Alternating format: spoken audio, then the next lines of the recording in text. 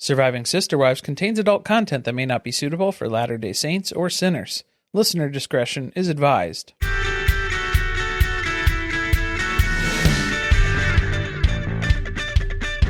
Hello and welcome to Surviving Sister Wives. I'm Corey. And I'm Carly. And this is Almost Married, Chapter 8. What do I do with all of this? All of this? It's only 2 pages. So all of this, Chapter 8, I think they're talking about, the book prior to this chapter, not so much this chapter. Funny how once Mary's no longer talking to the catfish, we seem to really run out of material to come up with a story about. We have nothing else to mention, nothing else to speak on. Yeah, the information really dries up really fast. They even stopped giving us creative titles. Yeah. We're not tying it to the month. What would this be for September? What creative title would you come up with for September when it's... Wake me up when September ends. That's copyright issues. That's copyright issues all day. Yeah, you're not going to be able to get away with that. What do they care? They wrote a whole book that's Do you defamatory. remember? 21st night, September. Maisie used to hate that song when she was a puppy. There was a stretch, when she was a puppy where that song was just stuck in my head, so I was singing it. But every time I would sing it, she would get real fired up. She would not like me singing that song, so... She's desensitized to it now. Yeah, it doesn't really seem to have the same effect anymore. Where we left off last week, though, so Mary went to Alaska with the family and stayed in touch with the catfish the entire time. And apparently didn't think there was anything going on because she kept talking to them like nothing had changed until after she gets back from the trip. And then August 17th asks to talk in person. So this is where things get complicated. People are still confused because normally when we're talking about the book, we're talking about like 4 different things in theory. We're talking about Sam's experience. We're talking about... Oh, bless you. Oh, man. We're talking about Sam's experience. The listeners are lucky that you're a silent sneezer. God bless it. Not me. No. So we're talking about Sam's experience. We're talking about Mary's experience. We're talking about what actually happened. And then kind of like Jackie's experience that's in there too, that we're theorizing on. So there's a lot of different layers to when we're talking about this, because the book obviously is all over the place in terms of timelines, in terms of what happened, what the claims are. The thing about the ultimatum that Mary was giving, that's based on her story, was she was saying, when I got back from Alaska, I said, I need to meet with you in person and know that you're real before we continue conversing, I think is what it really came down to. The part that was conveniently left out of this book was the whole know you're real part. Yeah, because that directly conflicts with all of Sam's previous chapters of the salacious sexual content and the nature of their relationship aside from this. So that really, it just throws a wrench into things because we've already built this narrative that's this love story for the ages, and we can't leave that out to dry. I mean, it doesn't make much sense that if Mary said, I want to meet up and talk on August 17th, why did Sam take weeks to finally come back and say, okay, let's meet? If you have been banging this entire time and that's just a normal part of the whole house to go live in. Yeah. Why is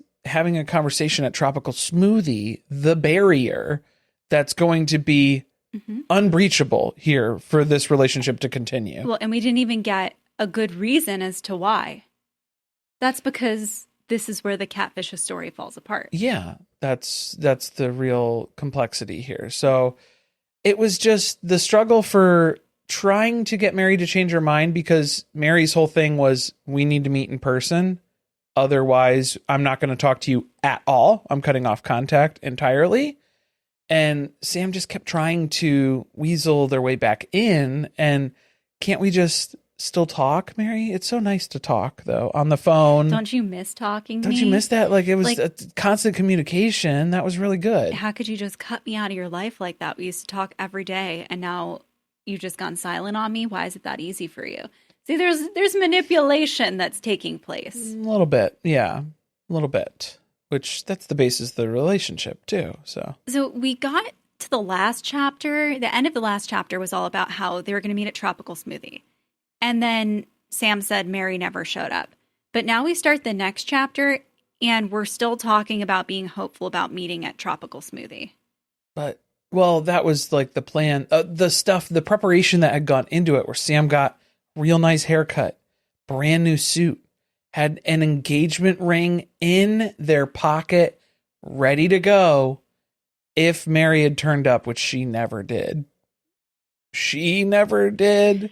Why would you buy a suit to go to Tropical Smoothie Cafe? Well, and then that's the thing too, is obviously Sam is way more romantic than they weren't going to propose at Tropical Smoothie. What do you think they are? Like a degenerate or something? I was going to take her back to my house. I was going to lure her back there for more conversation, then I was going to propose to her. I was going to take her to a second location. Yeah. That was what was going to happen. Multiple things. I don't understand the suit to Tropical Smoothie Cafe only to then go back to your house to propose. Odd. And then putting the ring in the pocket of the suit. Now, you've proposed before. Yeah. Would you just because they mentioned that they take the ring out of the box that it came in, put it into his pocket, and he knows he's not going to propose at Tropical Smoothie. Does that make sense to you? He was going to try and slip it into the smoothie or like drop it around her straw, or I'm not sure. The tip of a banana. Oh, that would be very apt to propose in that way. But no, that's not. I don't think that's what's happening here at all. Wouldn't you be paranoid that you're going to drop the ring? Well, yeah. I mean, but I would be, because I kept it in the box. Keep it in the box. Most people do, from what I've seen. Well, because it's not going to be.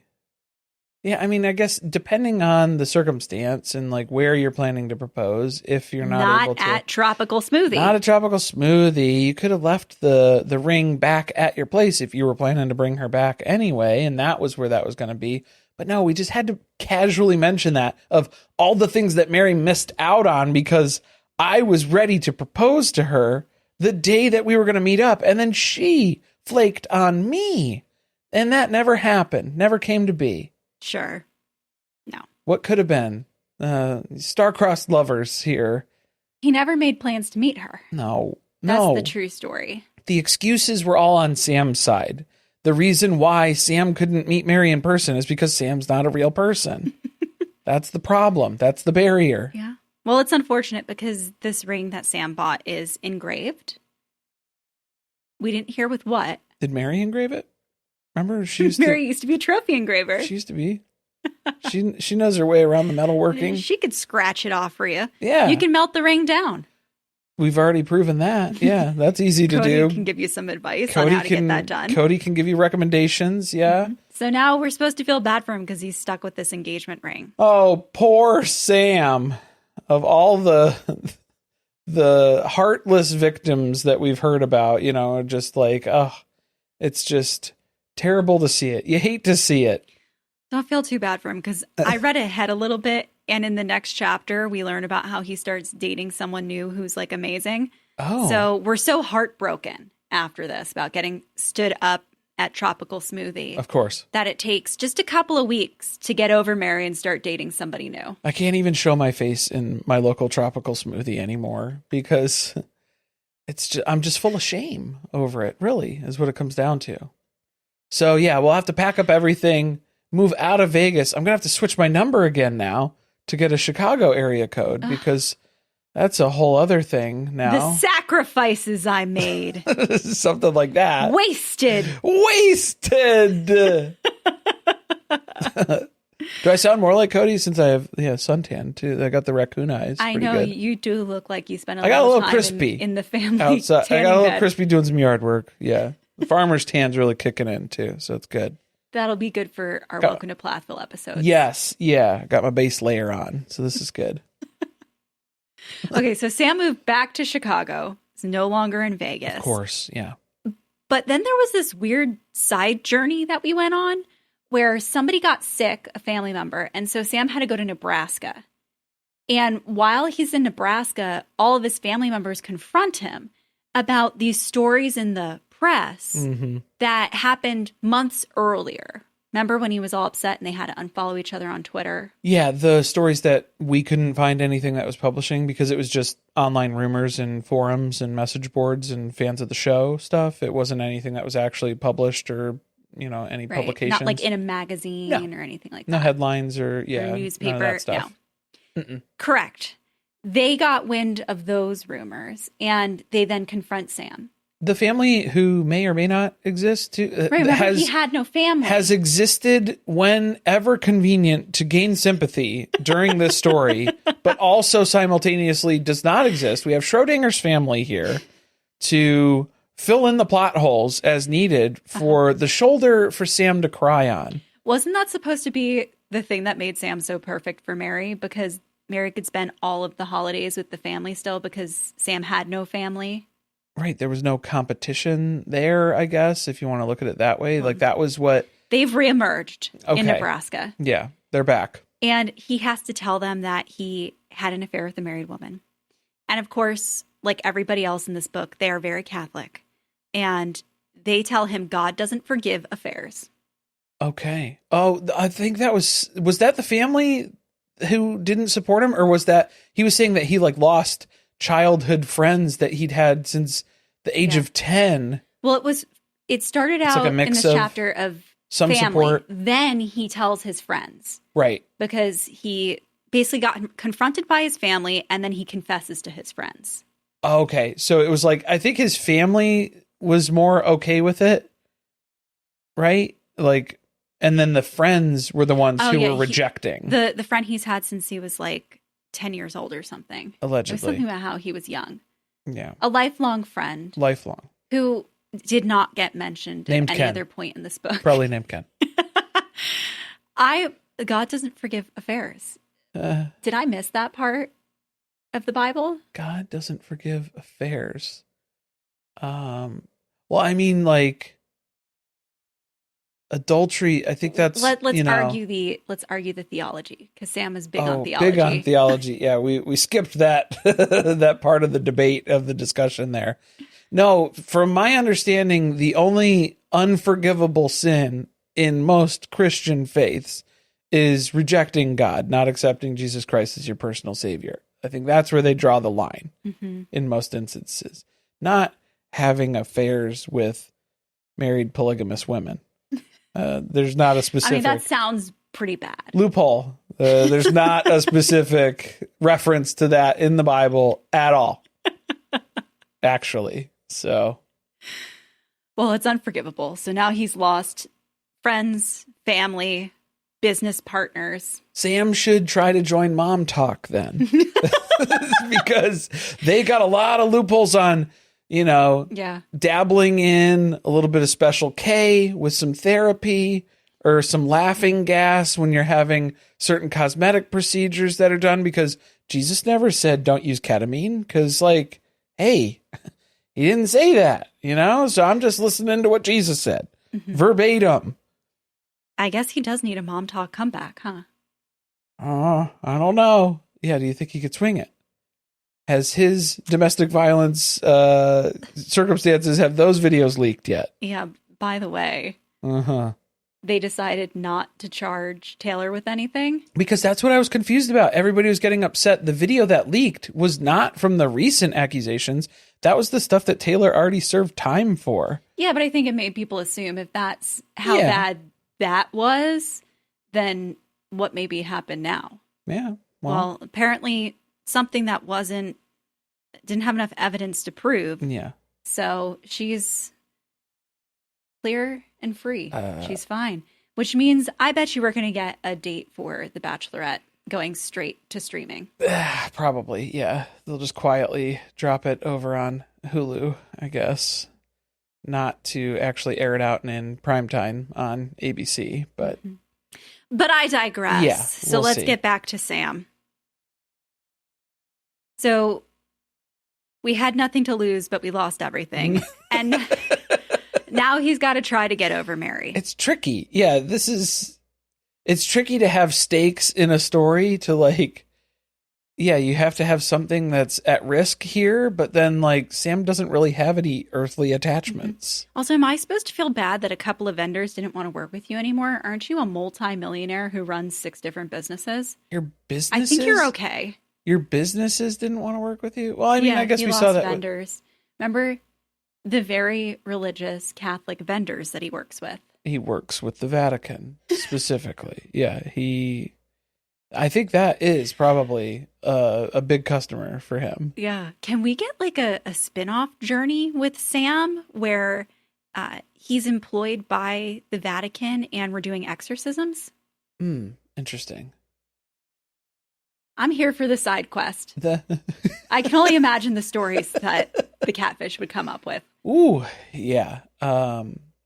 Yeah, there's a couple of good episodes of that, I think, and then that was that movie with Anthony Hopkins and stuff. Yeah, it was good. I'm not talking about Silence of the Lambs. I'm talking about The Right. I know. Yeah. I'm not saying that we're going to get a whole movie made about it, but no, maybe not. Maybe that is something that Sam can aspire to. But at least, yeah. I'm sure Sam thought that this book would be made into a movie. I was going to say you have to launch into your book deal has to become a movie deal, so maybe you get another book deal. Luckily, he's used so many photos of other actors that we already know we have a short list of people that they could cast. Right. Who would play you in a biopic movie, Carly? Who would play me in a biopic movie? Yeah. Oh, I've never thought of this because I feel like I don't look like any celebrity. Yeah, it's tough. This is tough. Do you have an answer for that? Zach Galifianakis. Okay. Probably. Then I want He's a getting funny old. person. He's getting old, though. You want a funny person? Oh. He might be getting too old, though. Maybe like super bad era Jonah Hill. That's who could play me in a biopic. Okay. Maybe. You guys tell me who would play me, but try not to make me feel bad about it. Right.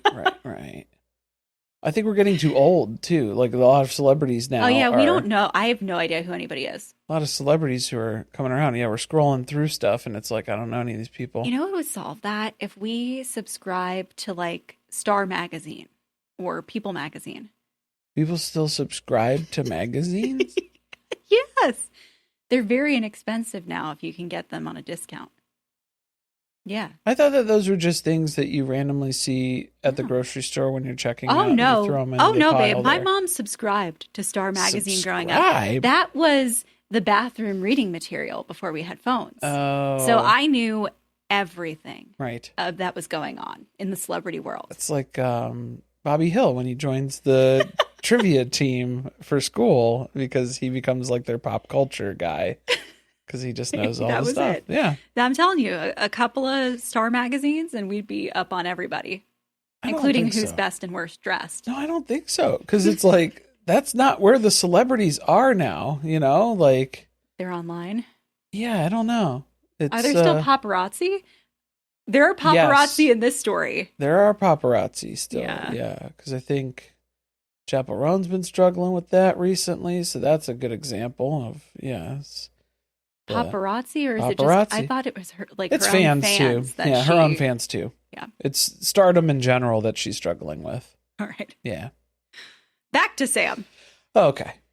Sam's struggling with. Yeah, there's a nasty rumor, nastiness that Sam unalived himself, and that's why he doesn't exist anymore. But he never existed. I think he went quiet a little bit on social media at the time because now Mary's not talking anymore. And so people started speculating what happened. Oh, the trolls are after him. The online trolls, as Sam lovingly refers to them and coined the phrase that we learned. Yeah, they are back with a vengeance now because they need to figure out who this Sam character is, and Sam doesn't have really good answers. I'm going to quote the next part because I don't want anybody to incorrectly think that I am saying this. This is from the book. They called Mary an orange-faced whore and fat bitch. Now she's listening to them and believes they're photoshopped evidence. Yeah, I mean, some of that was censored, and then you just read it, though. But yes, it was heavily implied that those were the It was censored in the book? Censored in the book. Oh, okay. Well, but I read between the lines. So fat whore. The same people who made fun of Meri now are like, girl, you've been catfished. And they're sending all the evidence that they've been compiling for months and months and months. And now she's lending a listening ear because she's like, you know what? I think these trolls have a point. Maybe I am a little orange. And maybe I have been fooled by a catfish. Maybe I am a bitch. Maybe. Hey, it's not always a bad thing. It's some self-reflection, some self-realization that's happening here. So we can't say it's all bad that came out of this, right? If Meri had a realization where it's like, maybe I need to change some things in my life. Meanwhile, Leon's like, I told you this months ago. Yes. Long time ago. I didn't need to compile evidence of your own online conversations that you had. Like, you engaged in those conversations. Yeah. And now people are like, hey, just so you know, this is evidence of the fact that this person's not real. Well, I think this is where the story was like shifting for Meri, right? Because for the longest time, she was in this as a way out, as a way away from Cody. She was ready for that. Mm-hmm. And then now it's coming to light that no. And now you've divulged a little too much information where you were hinting that you were going to leave, that you were going to divorce Cody and move away. Yeah, when they already thought that too from the time that she got divorced. You can't walk this back. Yeah, like you're too far in on this process now that you have to then lean into where people are saying you got catfished. And so Meri says, aha, not only did I get catfished, I was tricked. I was tricked in all of it. I was looking for a friend. I wasn't involved in any sort of scheme or any planning that would involve me leaving or abandoning anything. None of that. I was looking for online friendship, the laughs, laughs. But then we had subsequent trickery, some tomfoolery that was going on here. It's not even the good kind of catfishing where you find out that the person doesn't look the way they've presented themselves to be, but you can get beyond that. It wasn't a Jenny and Submit catfish. No, unfortunately not. Where it's everything that I've said. That's been me. Mm-hmm. And behind the words. There's no call center. I don't look the way that I presented myself to look. And for that, I apologize. No. That could have been a second shot at love. Could it have been? If the bank account matched, I think then she would have been a little bit more willing to look past that. But that wasn't really from the business.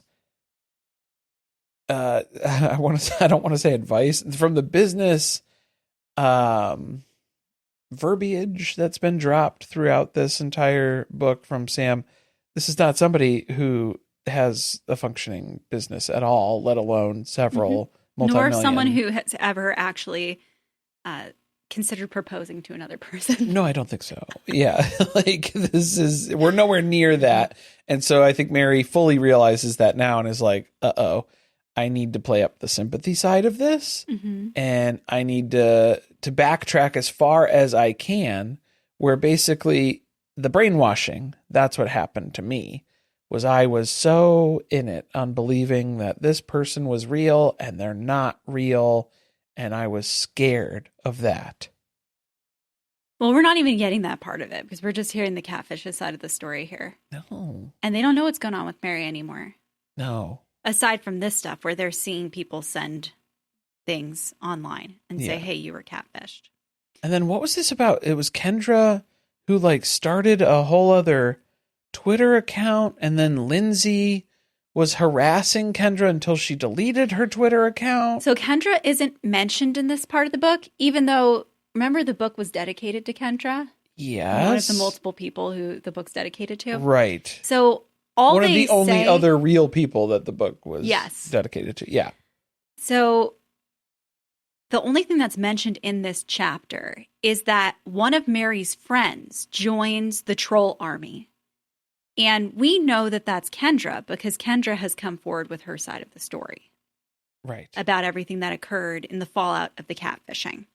So what the catfish claims in the book is that this friend starts participating with the trolls. And so Lindsay then has to start harassing them and successfully gets the friend to delete the Twitter account, which is accusing Sam of being a fake person. Yeah, and I think this was like, it was tying back to, it was Kendra, because there was something that linked back to like her personal account. And though she was pretending to be, because it was somebody who was online pretending to be somebody else, which we know catfish does not stand for that. Like, that is egregious. How dare she? Yeah. Just, what kind of a sick person does that, They were saying that it was like bleeding into her personal life, personal account. Yeah. So that's why. I think it's probably because you scared the shit out of her by coming after her and threatening her. And so that's why she deleted the account. Would be my guess. Most likely that'll do it. Usually. Yeah. So let's talk more about Kendra then, because that's kind of where we leave off in this chapter. It was 2 pages long. But first we're going to take a quick break. Yeah. And then we'll get Kendra's version right after the break. All right, let's talk about Kendra. Yeah. So we mentioned this, I think, in the first episode that we did before we got into the book, where we talked about the backstory and the timeline of the catfishing. Mm-hmm. Kendra was hired by, a private investigator was hired by the online trolls. I guess the same people that Sam is complaining about in the book. And they had the private investigator do an interview with Kendra and it got posted to YouTube. It's 2 parts long. We mentioned it before. It's the one with the terrible audio where there are cars going by. But in that, there is some interesting information that I feel like we should insert into the story now, because there's a lot of loose ends, I feel like, at the end of this book. Yeah, because this is September, I guess, as a summation here at this point, for the most part, because this is where the catfish's story that they're presenting to us, they have no other way to fabricate what actually happened or how this information came out. They're basically blaming the online trolls who were investigating who was Meri talking to. Oh, it was a catfish. That's where the news came out. No, this was Sam who was sending these out to publications, posting stuff on their blog. So then that way it all gets linked back to this. So it's just like, it was Sam that was leaking all this stuff that was causing all of this press in September and October. Yeah. Yes. But they can't say that as part of this book because that makes them look bad, because this is like the revenge aspect of the breakup. Yes. And it doesn't track with the whole story of, I don't want to be associated with having had an affair with Meri from Sister Wives. Yeah. Because that's what the catfish continues to claim in the book.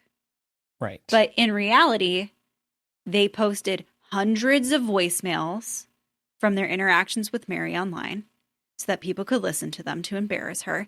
They posted a bunch of photos, including the banana photo. There's magazines sending people out to try to get a comment from the real person behind the catfishing, Jackie, who denies that she's involved in any way, shape, or form, even though they've traced everything back to her. That's what's really happening, but that won't be mentioned in the book. Right. Yeah. So what Kendra tells us is that she didn't even suspect that Meri was being catfished until like early October. That's when all the voicemails leaked. Right. She just thought that Meri had met someone online. She was falling in love with this person and was planning to leave Cody. So kind of an affair, sort of. Yeah. An affair. Yes. But then like, oh no, that was a person who was pretending to be someone online in order to convince Meri to leave Cody and the rest of the family.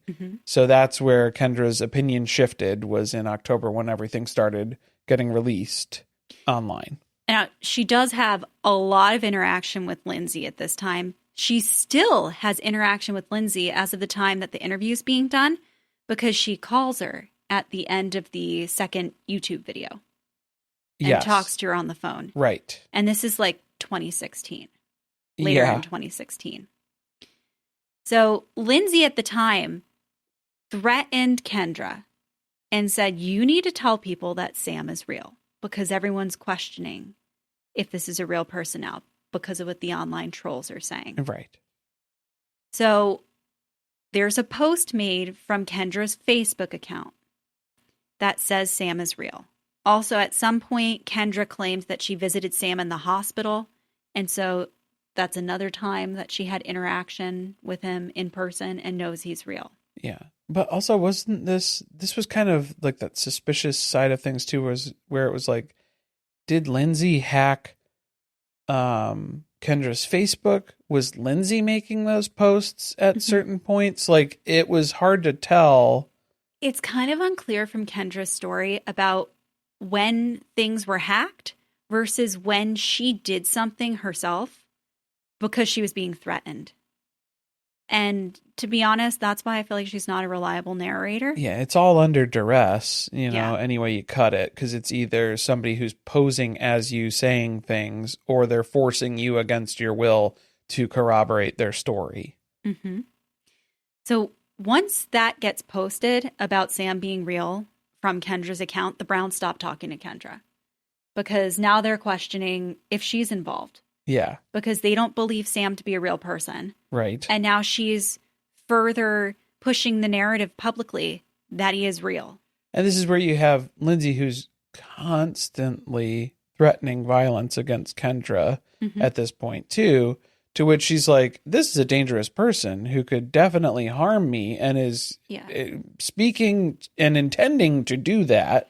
So it sounds like Lindsay would say a lot of things that maybe weren't like directly threatening to physically hurt somebody, but would talk about maybe having hurt somebody else or talk about connections that they had and talk about, she mentioned a lot of gambling and hanging around casinos, like trying to make you think that she interacts with maybe shady people and has access at least to somebody else who could hurt you. Okay. If it's not Lindsay herself. Right. So right. Kendra's getting more and more nervous that this is not a safe person and she doesn't want them to be mad at her. Well, also even just like that personality, because then that's the other thing that Kendra realizes in this conversation too, is where it's like the catfish truly believes that they are all of these fake people. Yeah. So every single personality that is brought up and made into its own persona, that is the catfish, and they fully believe that. So that's where it's like, well, where will they draw the line? Yeah. If they believe that they themselves are fully Lindsay and she does crazy stuff and threatens people with violence all the time, that could be a very real thing that could harm me. Yeah. She also mentioned that Lindsay would make a lot of comments about if Cody was gone, if there was no Cody. And so they were also worried that maybe she would try to hurt him. So she's worried that there's other people that could get harmed, not just herself. Right. Yeah. One of the crazier parts of the interview was Kendra trying to theorize why the catfish would be doing this to her. That maybe they're trying to pin everything on Kendra so that they could kind of walk away and be like, the person who was originally suspected of having done this isn't the person who did it. It's a close family friend. Yeah. And who had access to family, and then that explains why they were able to infiltrate in such a way, or whatever that circumstance could look like. But I mean, at that point, it's just like, I think there's too much other stuff. Like, Mary knows Kendra. She would know that she wasn't talking to Kendra when she was talking to Sam on the phone. Not to say that Mary's the best at determining who's speaking on the phone, because if she was talking to Sam and then talking to Lindsay and then not realizing that, like, this is the same person, clearly. Yeah. But at least I would credit Mary with understanding she would probably know when she's talking to Kendra versus talking to somebody else who's posing as all these different personalities. I still wonder if maybe Kendra was used by the catfish in some way. And I don't know if she was aware or not aware of like when she was providing valuable information to the catfish. Yeah. I also question when she says that she's really scared of them, if that's really true, because why do you continue to engage with them? Yeah, it's a weird need that kind of desperation that happens with this, where it's like I need to get to the bottom of it. I need to catch them in the act of what's going on here. But then that's why Lindsay, Sam, the catfish, is always 2 steps ahead of everything, because there's probably all these different channels where they already know what Kendra's intention is every time they call. So having that understanding and then knowing what somebody is up to when they're trying to catch you doing something, you already know what that person's up to, so you can avoid it. Mm-hmm.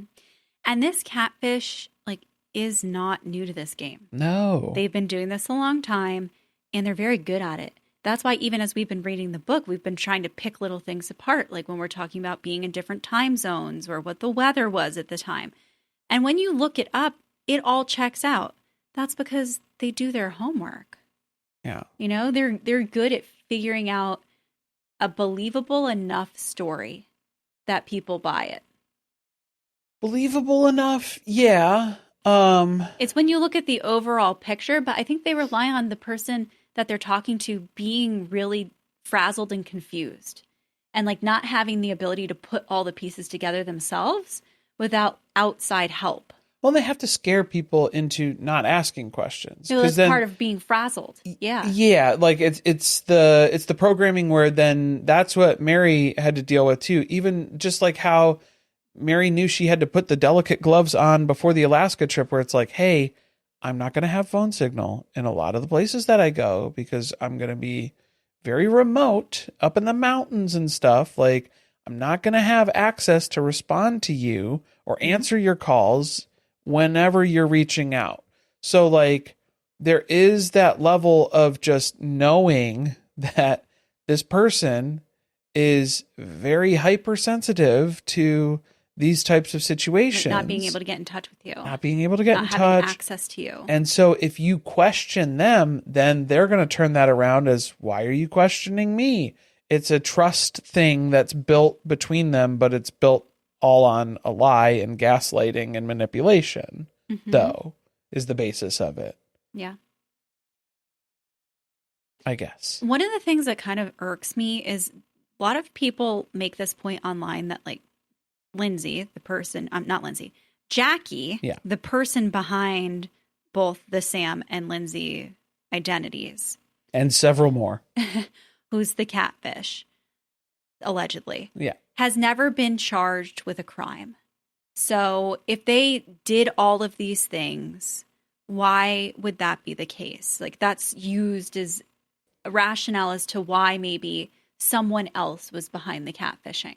Well, most cyber crimes, there's not a lot of legal recourse that you would have unless it's like financial things that are involved and there wasn't really like too much exchange of money. There were exchange of like gifts and stuff. Like there were gifts that were sent, but that wasn't fraudulent activity. I don't think. It didn't seem like it, even though I don't know, maybe Sam was catfishing other people and then was asking for somebody else to send somebody else a gift or something, you know, like, or if they're using money from whatever. Yeah. So it's just like, that's a thing too, is that sometimes they can have multiple victims who then they are showering gifts and affection on the less suspecting people. They don't even understand that they're being used to inadvertently commit a crime. Right. Yeah. Yeah. Is what happens in some of these circumstances. Which is something Kendra says when she's being asked questions by the private investigator, is that this person knows how to do things in a way that they're in a gray area legally. Right. Or they know what the laws are so that they make sure they don't do something that's going to get them in trouble.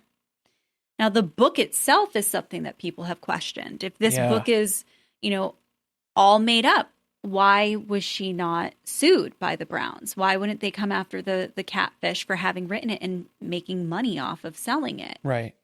And I think we talked about that earlier on, but part of it is probably it's very expensive to sue somebody. I don't think you're going to get anything in the end. And then you embarrass yourself in the process because you're adding validity to it by suing and trying to do that. So I think they worked around it the best way they could because the catfish messed up by putting the disclaimer at the beginning of this book that everything that's in here is true. These are all real stories and real people, and it was like a Law and Order intro, you know? So it was just kind of read that same way. But like, that opened them up to then you are claiming that this is a work of nonfiction. If you had presented it as a fictionalized version of what took place, you could have had free reign. That's like all the people who've been on TV shows and then they write a fictionalized version of having been on that show. Right. Like there's a book about Laguna Beach or The Hills that's like that. And then one of the Jays wrote a story that was about basically being on America's Next Top Model without saying that that's what it was. It's a fictional account. Yes. Yeah. Because, it's art and it's covered, under more protections then because you're not making claims necessarily, but you could be telling a story from your perspective and then names were changed to kind of work around that. Yeah, and I kind of question still why this book is not available to be bought anywhere anymore. Like, if there was some type of legal action taken, even if it was just sending a cease and desist that you need to pull this off of Amazon or wherever else it was being sold. And so that in and of itself could have been as far as they had to take it just to get the book off of the internet. Right. So Kendra keeps talking to Lindsay. One of the things she mentioned was that Lindsay was making fake profiles to talk to her daughter. Ooh. Let's talk about that after the break. We're back. Oh, we're back. So apparently that happened like multiple times that there was like it had to become a conversation if someone reaches out to you, you do not engage with anybody online. Yeah. Because the belief is that it's the catfish. It's catfish. Yeah. This is a person who is known for making accounts, making personas, making up all these things to reach out to people and have conversations with them and get information out of them, valuable information out of them. So it's just, this is all stuff that you need to be aware of. This is also just general online etiquette that you need to be aware of. Internet safety stuff. Yeah. To kind of take into account here, especially when you know you're in close proximity with that sort of person who would go out of their way to do all these things that you're suspecting here. She gets details about her own life posted online, and she believes that the catfish is behind it. So I wonder partially if like one of the reasons why Kendra feels so passionate about getting the catfish caught is because she's experienced some of that herself. Yeah, but then you end up in this cycle, right? You get stuck in it where then you're trying to catch this person who keeps divulging information about you or using what you say as validation for other circumstances that they're kind of fabricating along the way here. And it just continues to perpetuate itself because you're trying to catch them doing something, but then they're just taking that information and spinning it to their own advantage. So you get stuck with, you're just spinning your wheels at that point. Yeah. And also, obviously, after this interview was posted, now Lindsay knows that you're supposedly trying to catch them. Yeah. Once that becomes public. Because I don't think that the catfish knew that when Kendra called at the end of this interview that it was being recorded by anybody, which is part of what makes it very fascinating. So Kendra calls Lindsay, who again, Lindsay is Jackie, who is also Sam. Yes. All the same person. So we're on the phone with the catfish now at the end of this interview. And some of the things that they said were like, they were bragging about Sam getting famous off of this. Yes. Almost defamed. Which is funny Oh, because Sam's complaining about all of the attention in the book. right. But then on the phone, they're talking to Kendra about how, everybody thinks that this was a bad thing, but like we ended up getting famous off of this. Everybody knows who we are. I think that maybe gives us a glimmer into what the motivation could have been Mm-hmm. to try to attach yourself to this person who's on TV, because you know that when it all comes out, there are going to be a lot of people paying attention to it. You guys ever seen the movie Split? It's kind of like that. A little bit. M. Night Shyamalan, you guys remember that movie?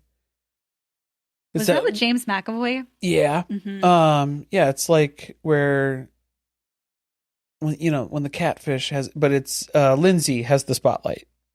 She's in the light. And so that's who we're hearing from in this conversation. Yes. Yeah. It's kind of like that. Yeah.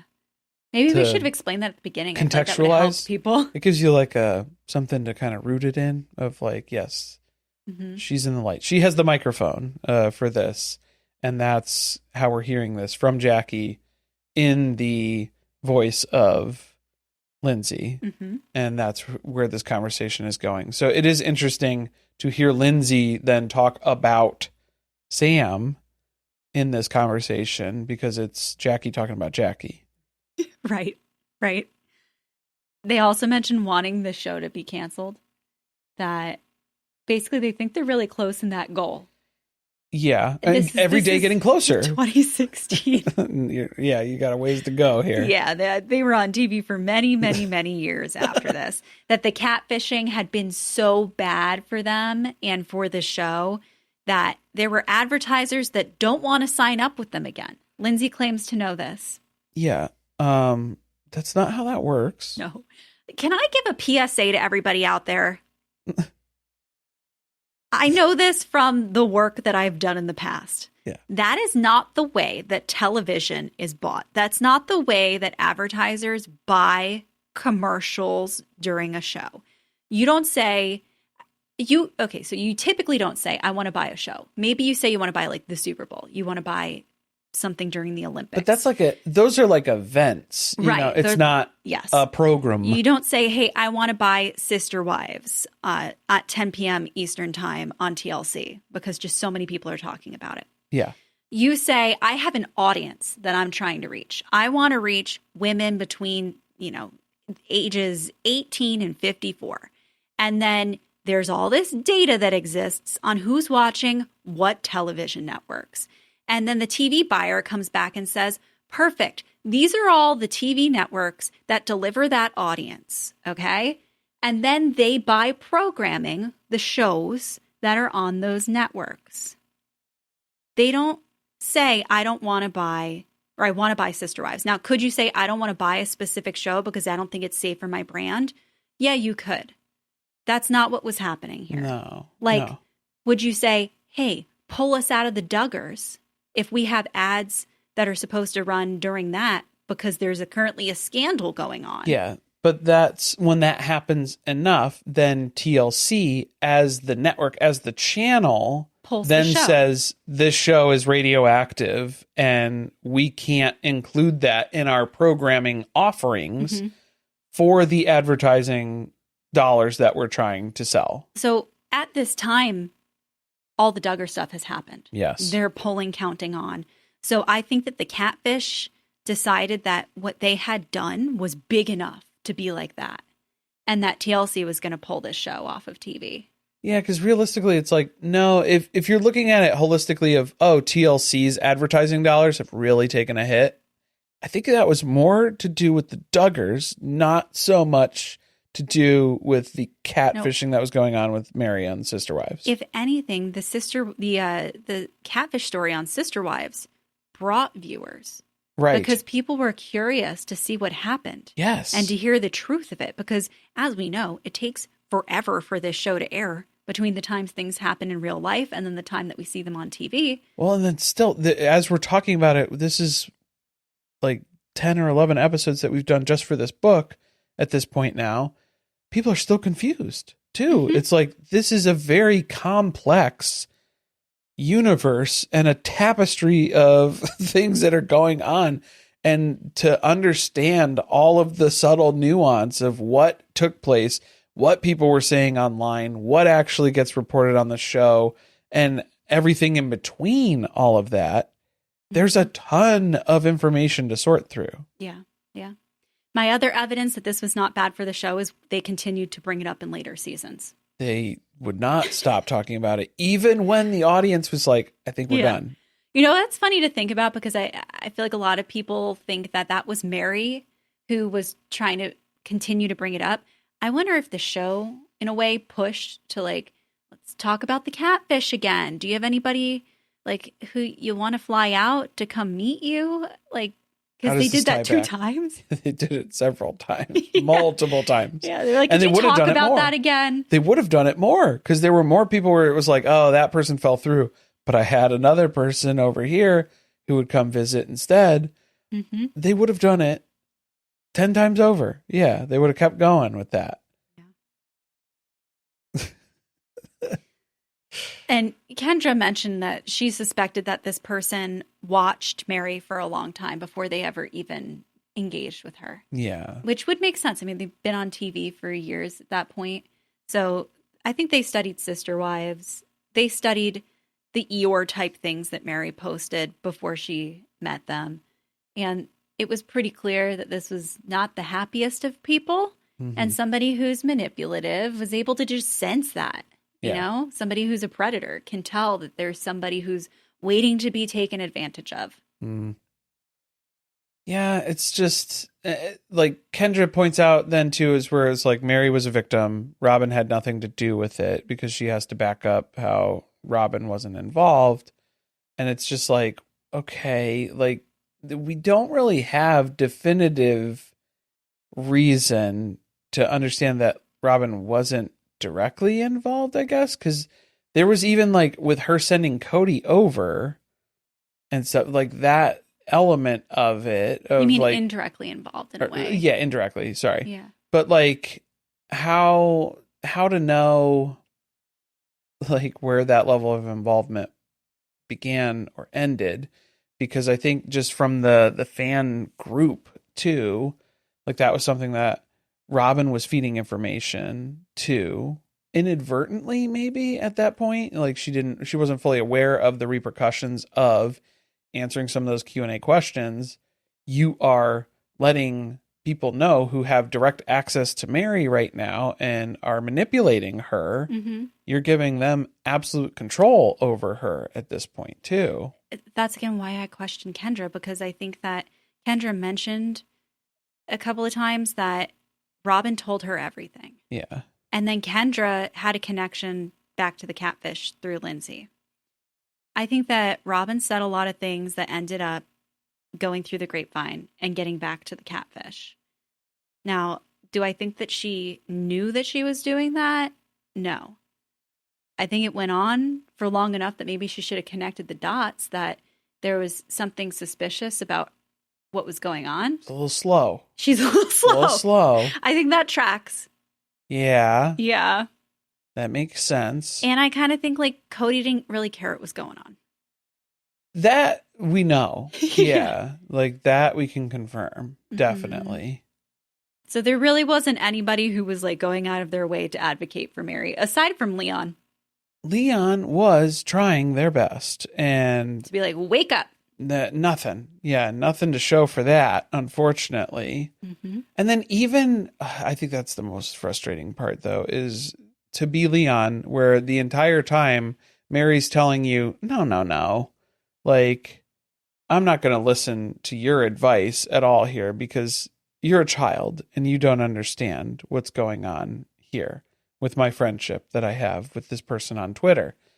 And then to flip into Meri is going full I've been tricked victim area here, and Leon is like, you can't claim that, because I told you months ago that this is what was happening and you dismissed it. Mm-hmm.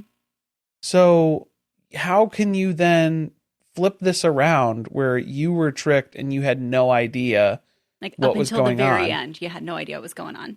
until the point where you were about to get caught Mm-hmm. is what we're getting down to here. Yeah. No, I think one of the big problems that still exists in all of this is that Meri never has taken accountability for her actions here. That she was talking to somebody and that she thought that either it was a fun fantasy to engage in, and then it turned a lot more serious than maybe she originally thought it was going to be. I don't know if that's the truth behind it, or that she was engaging in an emotional affair and she knew it the entire time, and she just happened to get tricked by somebody, and at the end it was embarrassing, so she backpedaled everything. Is that why the show brought it up at the season 20 tell-all? Are we trying to still give Meri an opportunity to own up to this, I guess? I think that would have been the perfect time to do it. To say, look, now you guys know a lot of stuff that we were trying to keep under wraps about how bad my relationship was with Cody for like a decade plus. Yeah. I mean, really, in reality, since the first day that they got married. From the start. But the bad stuff was like the last 10 years or so. Right. That I was in a really dark place. I didn't want to be in this marriage anymore, but I felt like I was kind of trapped because my whole family is here and there's this commitment of being on the show. And somebody approached me and we started talking and I enjoyed it. And it turned into an affair. And I feel stupid in the end because this person wasn't real. Yeah. But I wanted them to be. If it had been, things would have been different. Definitely. Mm-hmm. Even if it was a Jenny and Submit thing where, hey, maybe they look a little different than their profile picture, but we could have made it work. The communication was real. Yes. You know, like the person they are within is real. But none of that was none real. of it. So that was the bigger issue here, but still no progress on that front. Still haven't seen that or heard that from Meri, and she still just kind of perpetuates that it was this vindictive effort that was, against her from the start. I do think it was. True, yeah. But there was a level of involvement. She's failing to explain how she so easily got hooked into it. Yeah, and then the abject rejection of every other warning from every person in your life who's telling you that this seems a little too good to be true. It doesn't seem like you're doing the right thing here. Mm-hmm. No, shut that out, block that out until I go too far down the rabbit hole here and then realize, there's no good way out of this, but I've been tricked. I've been deceived this entire time. So next week, I think we're going to end up talking a little bit more about how all of that played out. Yeah. Because the catfish continues to just spin their wheels through the end of this book, making shit up. Okay. I skimmed through because chapter 10, we'll probably end up doing like chapter 9 and chapter 10 together, maybe. Because chapter 10 was mostly just like a bunch of random photos. But it was like a few of the photos of Sam, allegedly Sam, in there, which is just ridiculous to think about now, where it's like you've still completed this book and you're still going to try to say that you are this person, present yourself as this person. Unbelievable. Yeah. No, I thought it was funny too how the picture at the end they're claiming is of themselves is the same picture that they used as their author bio over on Amazon. Was it the one with like half their face? Yeah. That's strange.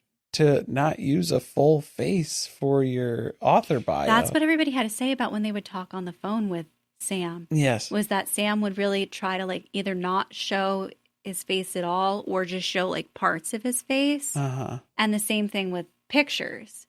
It wouldn't always be like a full photo of a face. Yeah. So, I mean, things that should have been red flags. But definitely. Yeah. Well, if you're turning a blind eye, it's really hard to notice. Yeah. Well, if you guys are looking for more content from us, we have a Patreon, patreon.com/survivingpod.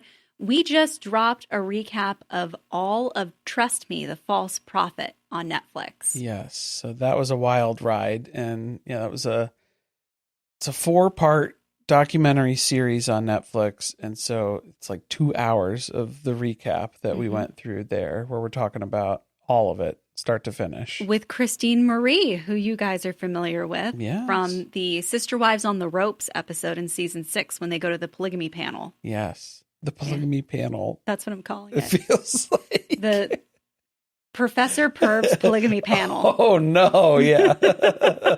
Really rough. After they had the anthropologist stay with them. Yeah. Yeah, Christine. She's back. And she is, I mean, the star of this documentary. Doing the Lord's work. Mm-hmm. We had a lot of opinions about it. Yeah. Yeah. A lot Some of thoughts. which I feel like are a little controversial. Yeah. A little bit. Conversation starters. It's not all good stuff because we take the good, we take the bad too. So like we call out both sides of that. Now I feel like we try to be pretty fair with our criticism. Yeah. Yeah. And if you're interested in that, that's at the bonus content tier, the bonus tier, bonus tier and access tier. That's bonus what it's access. called. Okay. Throw me a freaking bonus access here. We also had a Mediocre Down deep dive episode about Emma's Rings and Things from Emma Johnston. That's part of Seven Little Johnstons and all of the recapping that we're doing over there. We are hearing the people you were telling us that you want us to recap Seven Little Johnstons from the beginning. Yeah. Noted. And so something we're considering is, do we do that on the Surviving Sister Wives feed? Right. We've been covering that over on Surviving Reality, the new season that's airing right now, season 17. But this just feels so, in a way, adjacent to Sister Wives, just like the dynamic of the family, that do you want us to recap it over here? Because it's something we're really considering. Yeah, because we've talked about what to do next once we wrap up the book, where we were going to do, obviously, a couple of little rehash episodes that we'll throw in there as well for the Sister Wives stuff that we'll go back to. And then we were talking about dipping a toe into Big Love, which we kind of started, but that was like before we were even really watching Sister Wives on a regular basis too. So we were going to try to pick that up again and then just kind of review that or talk about the similarities to Sister Wives and connect it back to that. So what content do you guys want to see? We're getting asked to do Sister Wives from the beginning again. Sister Wives from the beginning again. But I feel like that would be like a post-Sister Wives endeavor. I feel like it needs to, like I want to hold off until like Sister Wives is like done.